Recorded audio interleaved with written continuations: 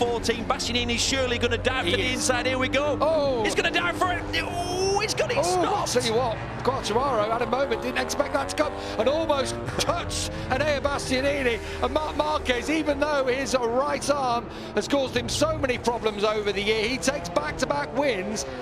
Honda 1-2. And it's a Honda 1-2 for the first time since 2019. Enea Bastianini is on the podium again here in Misano, but Fabio Quartararo, with 4th place, becomes the first French rider in history to win the MotoGP World Championship, with Valentino Rossi in his last ride on Italian soil up to 11th place and across for 10th across the line. He said a top 10 was possible, he's done it, but you feel with Quartararo winning on a Yamaha, the baton has been passed to the future in this sport. At 22 years of age, the same age Rossi was when he won his first championship, Fabio Quartararo is your MotoGP World Champion in 2021. Wow, and it has not been easy, has it? He's had to work on himself, he's had to be consistent. But you know what? He's done it with a smile on his face this year. Obviously, he's in tears, the emotion. I mean, he's an emotional type of character, and I bet he can't believe it. Remember when we first heard about this kid when he was 13 years old, junior world champion? Everybody said, this is the man who can take it to Marc Marquez. And then he came into this paddock, and straight away he was fast. But then there were the years where he got lost a bit of confidence, changed teams, moved up to Moto2, didn't really do anything sensational, and then got signed up for MotoGP. All the experts, I was one, said it's too soon, I don't think he's ready, but he's managed. Well, he got to MotoGP, and that's where he belonged, and that's where we've seen his talent from 2019. What a talent, deserved champion, could not be happier for the kid. He is the first French rider to win in MotoGP, and that will be huge news in the hexagon, without a doubt. That will be front page for Fabio. Valentino Rossi comes to celebrate with his fans. A 10th place finish in the end. He was only just behind his brother Luca Marini. He closed by 2 seconds on the last lap. There's a bit of steam coming off the top of his bike. Brilliant. As Marc Marquez, he actually came back there to congratulate Fabio Quartararo. They had a great battle, didn't they, back in 2019, and you do feel like the future is going to be them battling again on into the future with Pecco Bagnaia, 3 different manufacturers and 3 riders at the top of their game. Yeah, well, the future's bright, isn't it? Because we've got the young talents. You've got Marquez, who's obviously back. You've got Bagnaia, who's really on form. So, yeah, I'm already looking forward to next year. But we've still got 2 to go.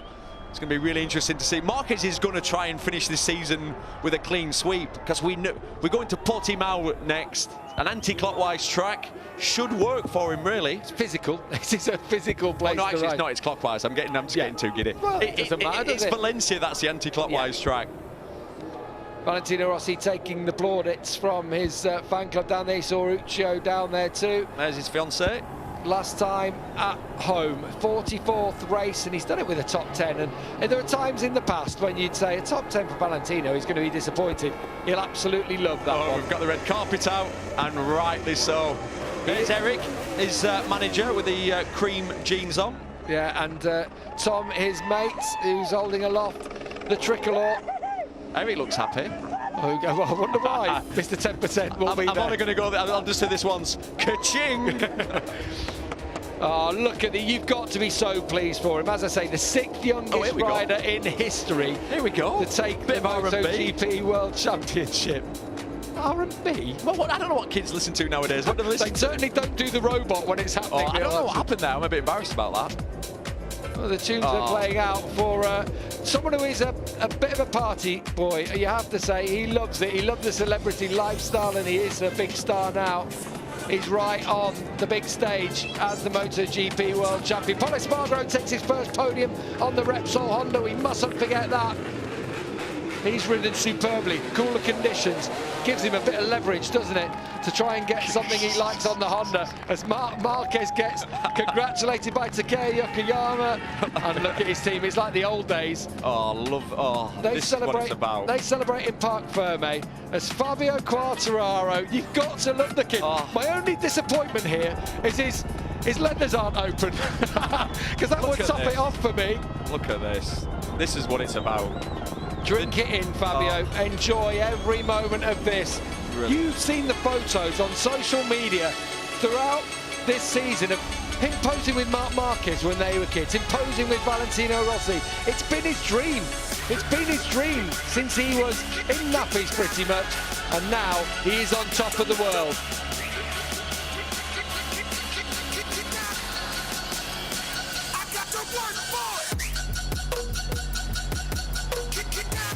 Yes, he is the world champion in MotoGP, and you've got to be happy for the kid.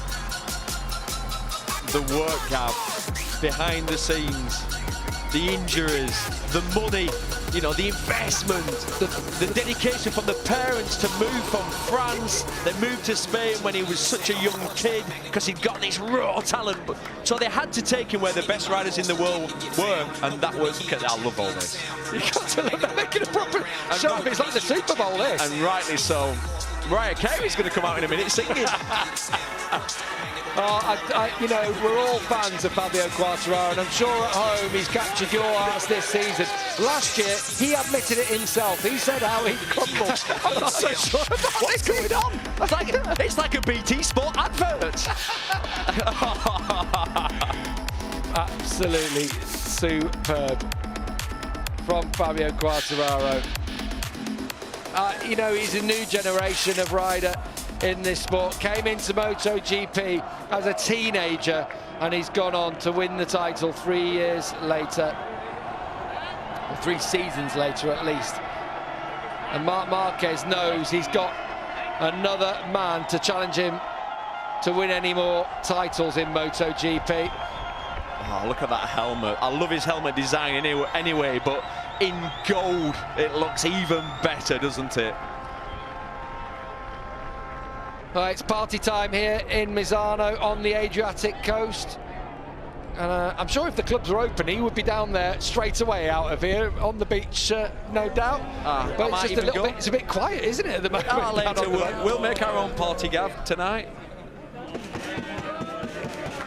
Marquez rode well today, you have to say, keeping the pressure on Bagnaia, was handed victory in the end by Bagnaia's crash. We mustn't forget. And what about Enea Bastianini again, Neil, riding up there to the podium? From 16th on the grid. Look how he's ending this season. He's had, that's his second podium. Obviously, he was on the podium here last time.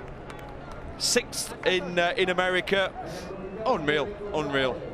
Valentino Rossi enjoying this one, and who can blame him? He deserves every single moment of applause. It's hard to know which way to look, isn't it? No. Obviously, you got your winner in Marc Marquez, you got Valentino Rossi taking the plaudits from the fans, and of course our new world champion, El Diablo.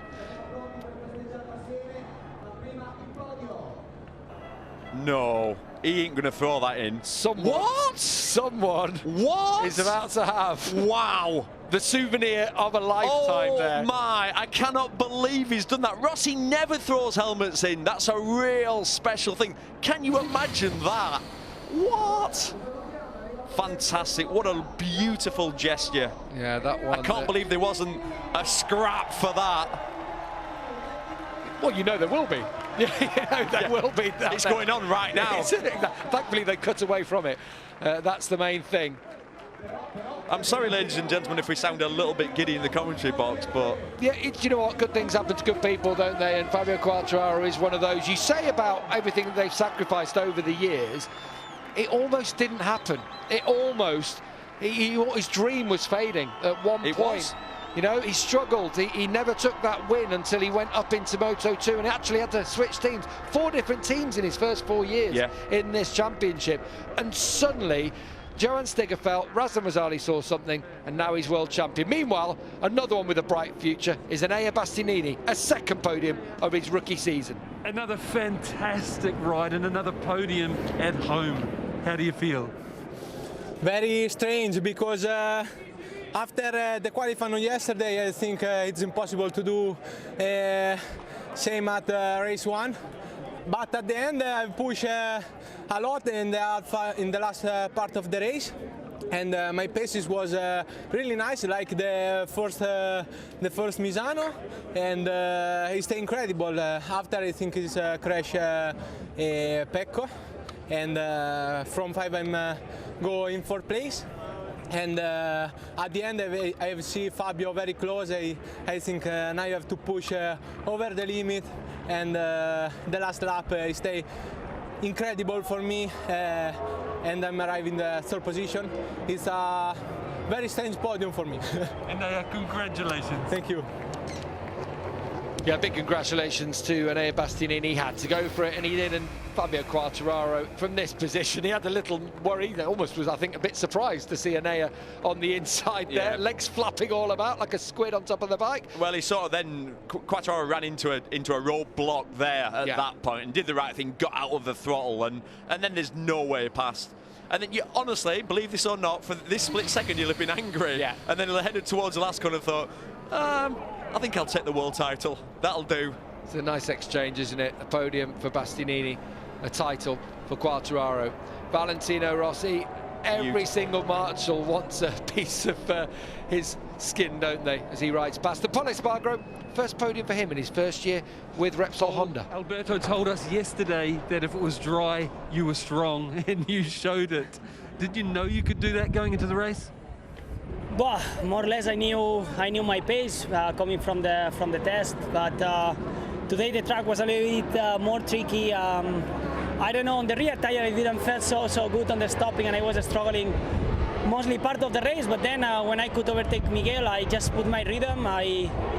Luckily, I lose Bagnaia and Mark so early in the race, and I couldn't follow them, and then I was completely alone, you know, in between them and Miguel. But I was keep doing my rhythm comfortably, and then by the tension, I started to have pump. When I saw that it was 7-8 laps remaining by the end, and I was in that podium, I was so much on tension, and I couldn't even brake, and I was just going to finish the race in that position. So super pleased, super happy for the team. P1 and P2, that's amazing, but especially, you know, Takeo, all the crew that has been working huge to make that possible. I'm happy for me, but more happy for them. Great job, Paul. Thank you. Congratulations. Thank you. As if to back up how competitive MotoGP is this year, Paul is the 15th different rider to step on the podium this season. We've had 8 different winners this year. Marc Marquez taking his third victory, but that's the first time for Pole Espargaro. I'm sure we just saw this. I'm sure we've seen this before, unless Ross is on his second lap round. Yeah, he's going round. Do you know what? If anyone